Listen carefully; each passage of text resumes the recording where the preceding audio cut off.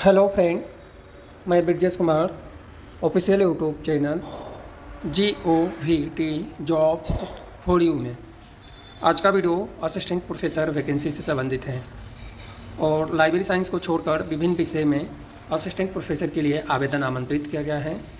तो सबसे पहले बात करें कि जो पद हैं इस पद के रिलेटेड सैलरी कितना मिलने वाला है।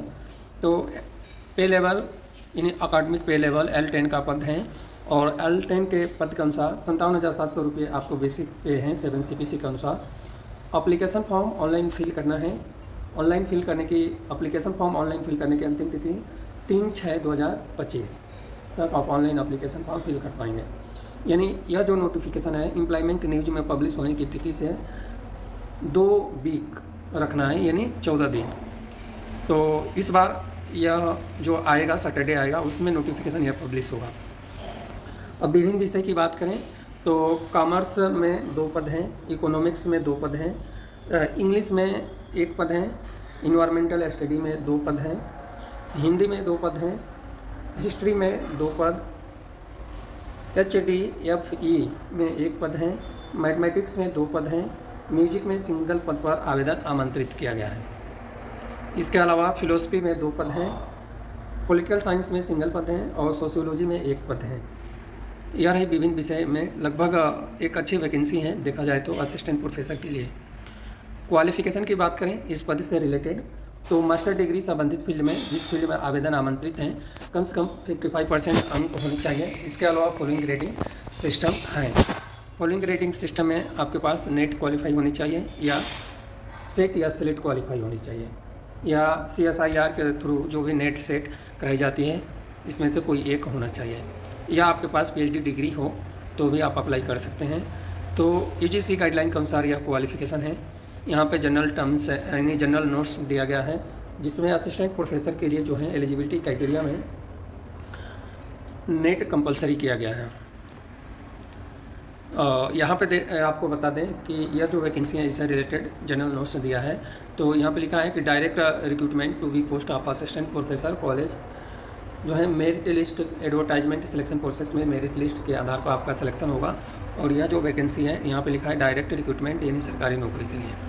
तो सरकारी नौकरी के लिए आवेदन आमंत्रित हैं और नेट क्वालिफाई होना ज़रूरी है। यदि नेट नहीं है तो PhD अवॉर्डेड होनी चाहिए या MPhil या PhD होना चाहिए।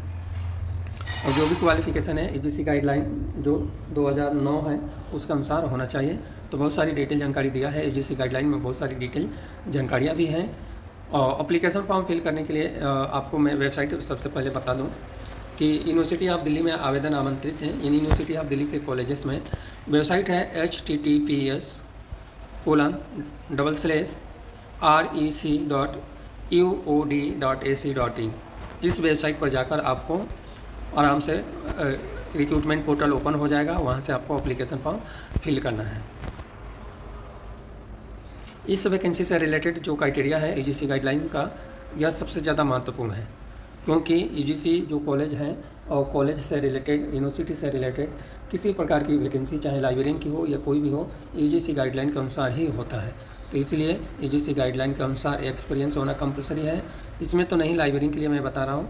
तो यह सब डिटेल जानकारी आपको चेक कर लेना है क्योंकि 14 पेज का एडवर्टाइजमेंट है और 14 पेज हम वीडियो में नहीं बता सकते। इसके अलावा जो है इंटरव्यू के लिए जब आप जाएंगे तो कोई TA नहीं है। अप्लीकेशन फॉर्म जो है लास्ट डेट जो है उससे पहले अप्लीकेशन फॉर्म आपको फिल कर लेना है और भी डिटेल जानकारी इसमें दिया गया है। तो और भी डिटेल जानकारी आपको देख लेना है। अब यहाँ पे आते हैं तो शॉर्ट लिस्ट के लिए गाइडलाइन दिया है कि किस आधार पे शॉर्ट लिस्ट किया जाएगा। तो यह सब जो क्राइटेरिया दिया है ना, यह क्राइटेरिया आपको पढ़ लेना है क्योंकि इतने सारे क्राइटेरिया दिया गया है जिसमें थोड़ा सा मैं आपको बता भी देता हूँ। जो आपका क्वालिफिकेशन है ग्रेजुएट 80% से ऊपर है तो आपके स्कोर में 21 नंबर काउंट होगा। 60% से कम है 60% और 80% से बीच में है तो 90 नंबर मिलेगा। 55 से और 60 के बीच में होगा तो 16 नंबर मिलेगा और 45 से लेकर और 55 रहेगा तो 10 नंबर मिलेगा।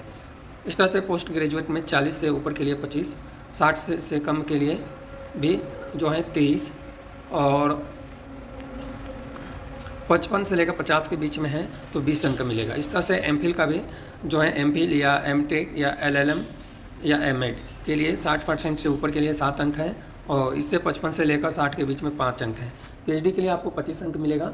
नेट प्लस जेआरएफ है तो 10 अंक मिलेगा। नेट के लिए 8 अंक मिलेगा। रिसर्च पब्लिकेशन के लिए 2 अंक और अधिकतम 6 अंक रखा गया है। टीचिंग या पोस्ट डॉक्टरल एक्सपीरियंस के लिए 10 अंक हैं और 2 अंक मिलेगा 1 साल का एक्सपीरियंस है तो।